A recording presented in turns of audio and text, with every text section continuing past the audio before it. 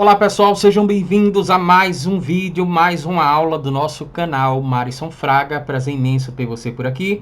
A gente vai estudar um texto hoje que consta no livro Estudos sobre Histeria, 1893 a 1895, né? Geralmente a gente coloca 1895 logo. É um livro de Freud com coautoria de Breuer, né? Joseph Breuer. Tem a apresentação, por exemplo, de vários casos clínicos. A gente já trouxe aqui para o canal alguns desses casos clínicos. Eu acho que estão faltando só dois. A gente também tem aqui, por exemplo, um texto desse livro chamado Sobre o Mecanismo Psíquico dos Fenômenos Histéricos. E isso aqui que a gente vai ver agora é como se fosse uma espécie de uma continuação, né? As considerações de Breuer acerca desse texto sobre o mecanismo psíquico dos fenômenos histéricos. Lembrando que tem essas aulas aqui no canal, tá? E aí, o que é que acontece? Marisson, eu não vi ainda esse texto, né, sobre o mecanismo psíquico. Não tem problema, porque a gente tomou cuidado para que você, caso você não tenha visto ainda, né, você pode ver esse vídeo primeiro e depois você vai ver os outros textos, né, do estudo sobre histeria. Tem uma playlist aqui no canal chamada Estudos sobre Histeria, né? E aí você pode ver na ordem lá. Só lembrando para quem está chegando agora que o nosso esquema aqui, a nossa metodologia é o mapa mental. Então a gente preparou já aqui o mapa mental e tem aqui algumas informações adicionais, tá? Sobre o caso M. von N. Essas informações eu vou passar para vocês, mesmo essas informações não estando no texto, mas eu vou passar para vocês. Eu decidi colocar aqui no mapa mental porque fica melhor para quem for estudar. E lembrando mais uma vez que este material vai estar disponível na nossa área de membros. Se você quiser fazer parte da nossa área de membros para fazer o download de todos os materiais que a gente coloca aqui, das aulas que a gente traz, que a gente ainda vai trazer, o acesso é vitalício, o link vai estar aqui abaixo, tá? Então o acesso é vitalício. Toda vez que a gente postar uma aula nova aqui, você vai ter um acesso lá ao mapa mental, ok? Então vamos lá. Todos os fenômenos histéricos são ideogênicos, né? Esse é um texto de Breuer na área de considerações teóricas. Então, se você não tem um livro Estudos sobre Histeria, por exemplo, você vai ter lá sobre o primeiro texto, né? Sobre o mecanismo psíquico dos fenômenos histéricos. Aí você vai ter a apresentação dos casos clínicos, né? O caso Ana O, o caso M. von N. Você vai ter a apresentação do caso Catarina, por exemplo. E depois você vai ter considerações teóricas de Breuer, de Joseph Breuer, né?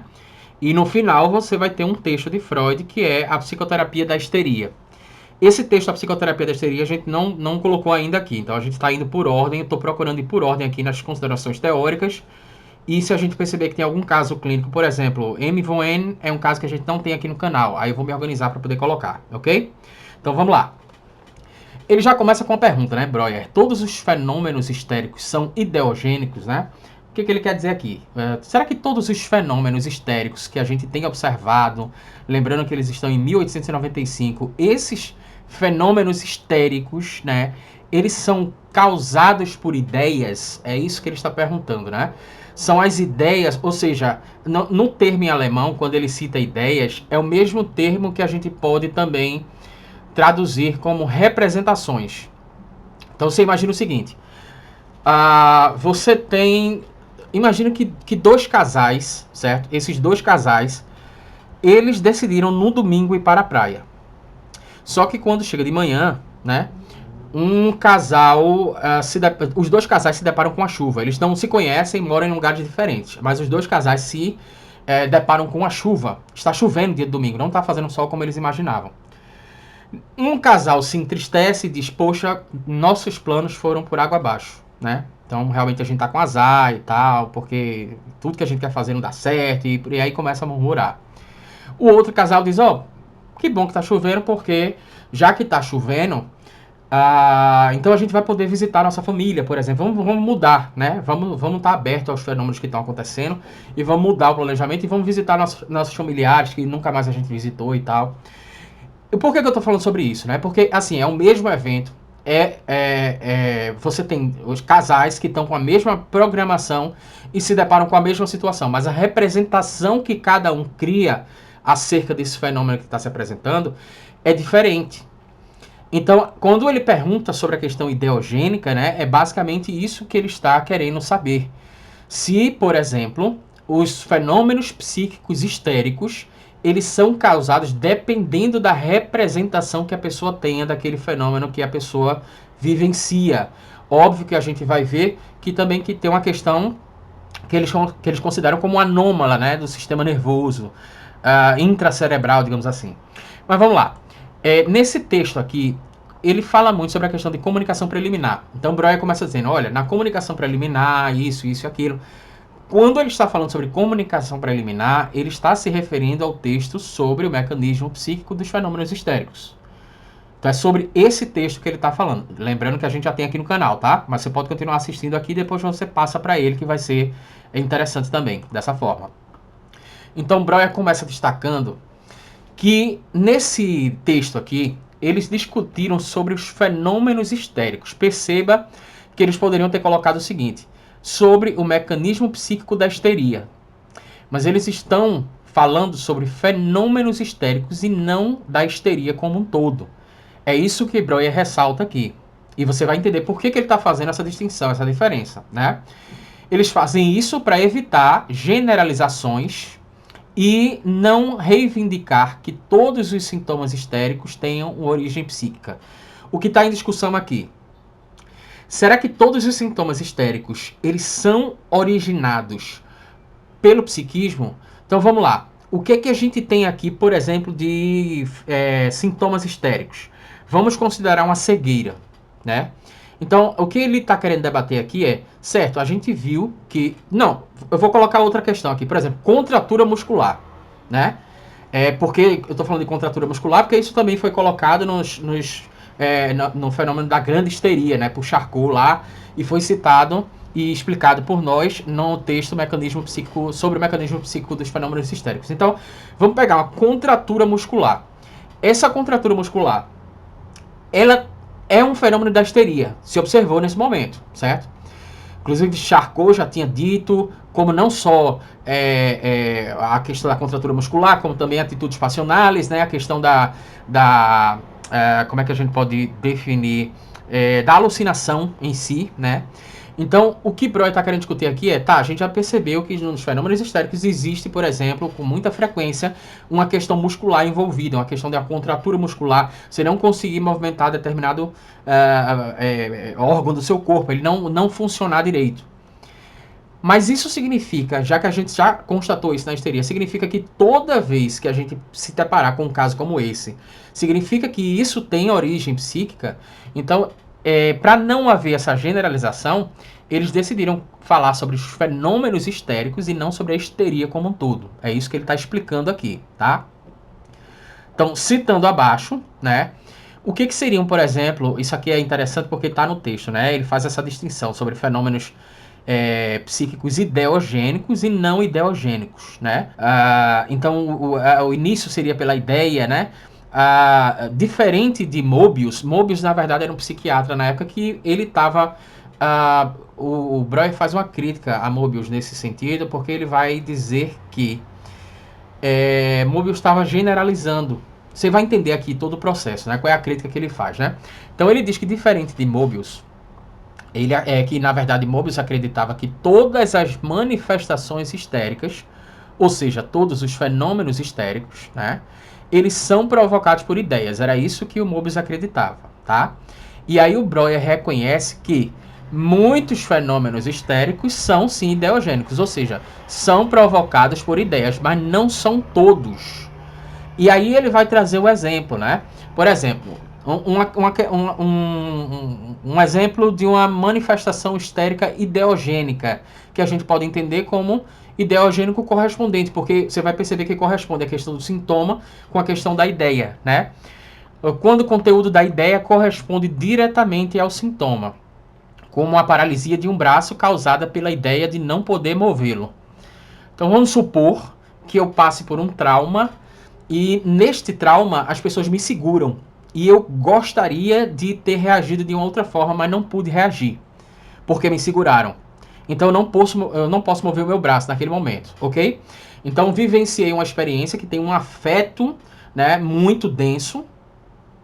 E posteriormente essa ideia, ou seja, essa representação, ela acaba se transformando a partir de uma experiência psíquica anômala, que eles vão considerar como anômala, ela se transforma numa conversão histérica, no caso. O meu corpo, ele vai apresentar aquilo que é algo correspondente à ideia. Então, qual é a ideia? Numa situação de trauma, eu fui segurado e não pude reagir como eu gostaria. Então, meus braços foram segurados. E, posteriormente, eu posso ter um quadro, né, que corresponde a isso, que é justamente a paralisia de um braço. Tá? Então, neste caso aqui, você tem um exemplo ideogênico correspondente.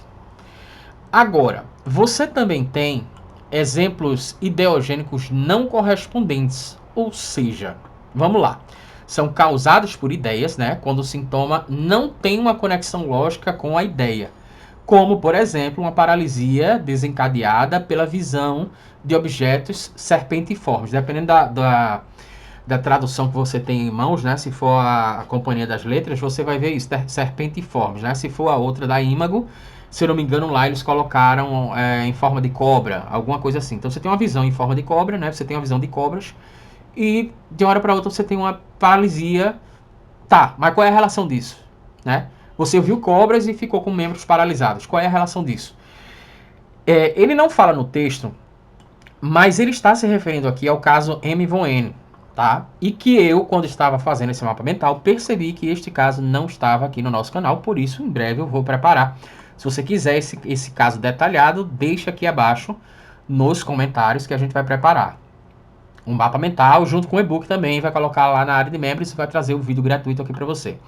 Então, esse caso M. von N, que está num livro Estudo sobre Histeria, ele é um caso emblemático, a gente pode considerar, porque ele tem também a demonstração de como esses sintomas histéricos eles podem ser muito mais complexos do que estavam imaginando na época.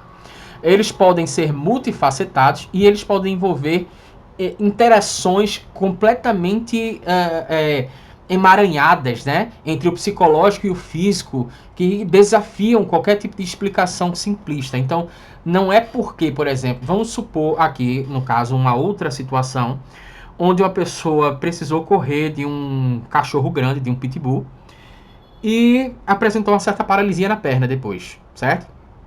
Então, quando você vai pegar esse caso, você percebe que tem uma relação ali, ok? Tô falando pitbull nem existia, eu acho, nesse período, né? Mas só para dar como exemplo aqui, numa situação mais pós-moderna, digamos assim. Então, aí só que você pode pegar alguém com paralisia na perna e você dizer o seguinte, olha, então teve algum animal que correu atrás dessa pessoa, mas pode não ser. Porque essas questões são multifacetadas e depende muito dessa interação entre o psicológico e o físico, por exemplo, né?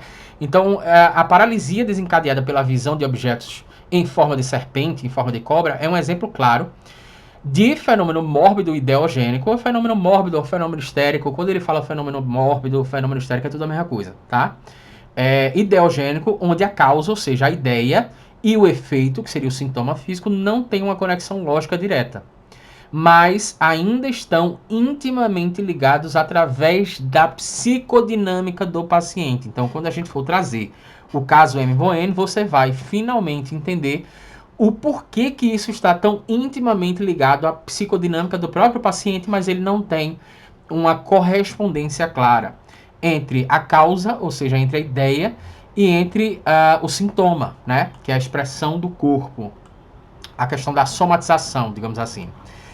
Então o texto segue fazendo uma crítica a essa generalização de Mobius, né? Ele vai dizer, por exemplo, que o Mobius ele não está propondo mudar a nomenclatura. Ele não tá querendo chamar os fenômenos ideogênicos histéricos de chamar de histéricos, né? Ele não tá fazendo essa sugestão. O que ele está sugerindo é que todas as manifestações mórbidas, ou seja, fenômenos histéricos da histeria, todas as manifestações mórbidas, ou seja, todas aquelas manifestações corporais e tal, e inclusive até as alucinações, no caso da grande histeria, né? Todas essas manifestações, elas sempre são causadas por ideias. E aí o Breuer vai discordar, porque vai entender que isso foi uma conclusão analógica de Mobius, né? Ou seja, ele faz isso através de uma analogia, o que o Mobius está dizendo que, olha, eu estou fazendo aqui por analogia, logicamente a gente chega na conclusão de que todos são causados por ideias. Aí o Breuer vai dizer o seguinte: não, isso não é necessariamente uma conclusão analógica, isso é uma generalização. E é uma generalização precipitada e a gente precisa realmente examinar mais. É isso que Breuer está dizendo aqui, né? A gente calma, que a gente ainda está investigando, não vamos ser tão pretensiosos porque ainda é uma coisa muito nova para a gente. O Breuer, ele também defende, né, que a histeria precisa ser uma unidade clínica. O que é que ele quer dizer com isso, né? Ele argumenta que a histeria deve ser uma unidade clínica, assim como a tuberculose pulmonar. Ele vai dizer nesse texto, por exemplo, que a tuberculose pulmonar, ela permanece uma unidade clínica, né, que facilita, por exemplo, a investigação, mas mesmo assim, a investigação clínica, né, a investigação da medicina e tal, mas mesmo assim já se sabe que a tuberculose pulmonar, ela pode ser causada por vários fatores, e aí ele cita bacilo de Koch, ele vai citando vários outros fatores. Então o que é que ele quer dizer? Olha, tudo isso não é porque a causa é diferente, o que provocou a tuberculose pulmonar é diferente, que as pessoas fizeram esse desmembramento dessa unidade clínica. Não é por aí. O que eu acho, Breuer dizendo, né? O que eu acho? Eu acho que a gente deve considerar a histeria como uma unidade clínica, ainda que essas manifestações histéricas possam ser causadas por ideias e também por estímulos periféricos, tá? Então, se no caso é causado por estímulo periférico ou é causado por ideia, vai partir de uma investigação, mas essa investigação parte considerando uma unidade clínica da histeria. Ele vai entender que dessa forma seria, neste momento, a melhor forma de abordar a questão da histeria. Então ele vai dar aqui exemplos, ó. O exemplo do eritema, né? Ele não cita no texto, mas a gente colocou aqui, ele tem uma vermelhidão na pele, né? Um problema que pode ser causado por fatores emocionais, fatores físicos e tal. Então, o eritema pode ser causado por um afeto, né? Um eczema seborreico, uma psoríase, pode ser causado por um afeto. A caspa, por exemplo, pode ser causado por afeto, mas também pode ser causado por estímulos periféricos, sabe? Por exemplo, alergia a algum produto, alguma coisa nesse sentido. Então, ele está aqui trazendo que o eritema, por exemplo, ele pode ser causado tanto pela ideia como por estímulos periféricos. Nesse caso aqui, o contato físico de uma pessoa que tem eritema passa para outra, que passa para outra e tal. Né? Algias histéricas, por exemplo, né? Que seriam ali dores sem necessariamente uma causa orgânica, que são atribuídas geralmente a fatores psicológicos ou neurológicos, né? E aí, neste caso aqui, para citar um termo também pós-moderno, a gente pode entender, eu faço uma analogia aqui com a fibromialgia, por exemplo. Você pega alguém com fibromialgia, o médico vai fazer toda a investigação e não vai encontrar uma causa clínica clara daquilo ali. Mas o que muita gente entende cada vez mais é que seriam ali por questões psicológicas, tá? Então, assim, as algias histéricas que a gente tem naquele período, né, são dores que muitas vezes são causadas por ideias, mas também podem exigir um estado anormal do sistema nervoso. Ou seja, pode ser uma questão neurológica, né, que está fazendo com que a pessoa sinta um estímulo que não está acontecendo ali naquele momento. E aí, neste caso, ele vai citar no texto como alucinação de dor, né? Você imagina alguém que está sentindo uma dor que na verdade não existe, não tem nenhum estímulo para causar essa dor, mas ela diz, estou sentindo que meu braço está sendo esmagado, por exemplo. Né?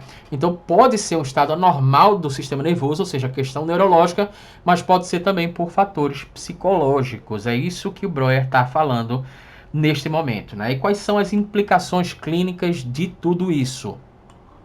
O Breuer vai enfatizar a importância de considerar a histeria como uma unidade clínica. Lembra que a gente falou aqui em cima, né? Unidade clínica, a mesma questão da tuberculose, né? Várias causas podem fazer desenvolver a tuberculose numa pessoa, mas não deixa de ser uma unidade clínica. Então, Breuer enfatiza a importância de considerar a histeria como uma unidade clínica que pode envolver múltiplos mecanismos causais, tanto psíquicos quanto físicos.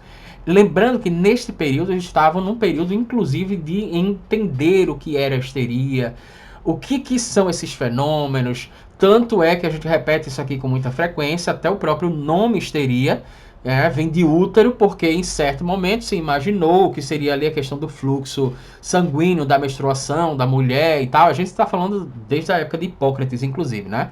existem alguns registros nesse sentido. Mas a palavra permaneceu histeria muito também porque se entendia que seria ali um problema que causaria majoritariamente ou generalistamente em mulheres, né? Então, por isso que mantiveram o nome aqui da questão da histeria. Mas eles ainda estavam pesquisando sobre o que seria isso, né? Então, o Breuer vai entender que neste momento é importante assim você manter essa unidade clínica. Ele vai sugerir também que uma excitabilidade anômala, ou seja, fora do normal, né? O sistema nervoso ficar excitado fora do normal, e quando ele está falando de excitado aqui, a gente pode entender como energia psíquica, né? Que pode vir decorrente de um trauma, de uma situação muito desagradável, por exemplo, de um afeto muito penoso, né? Como em outros textos o Freud já citou, né? Então, ele sugere, por exemplo, que uma excitabilidade anômala do sistema nervoso é um fator comum que pode ser influenciado tanto por ideias quanto por estímulos periféricos. Então, o que ele está dizendo, em resumo, para entender de vez, né? O que é importante aqui? Os chamados fenômenos mórbidos ideogênicos, lembre-se, ideogênicos que vêm das ideias, fenômenos mórbidos, fenômenos histéricos, tudo a mesma coisa. Os chamados fenômenos mórbidos ideogênicos são sintomas físicos causados por processos mentais ou psicológicos.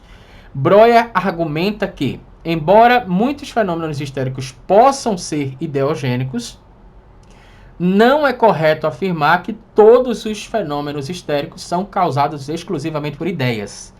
Ele defende uma abordagem mais abrangente que reconhece a complexidade dos fatores envolvidos na histeria.